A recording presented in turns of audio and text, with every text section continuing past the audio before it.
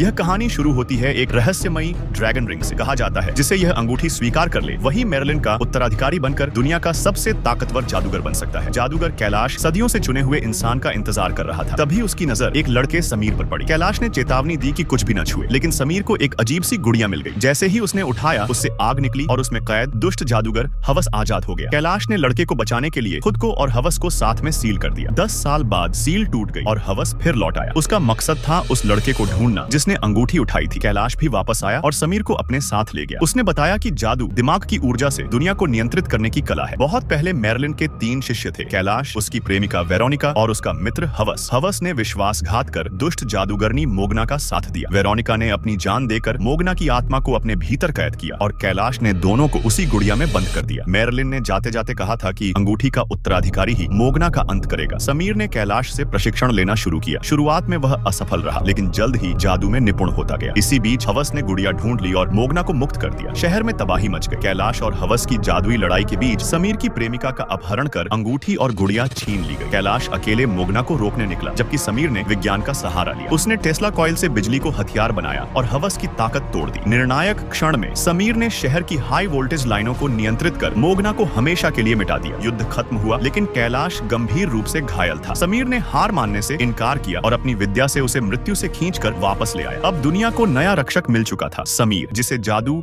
और विज्ञान दोनों पर समान अधिकार था।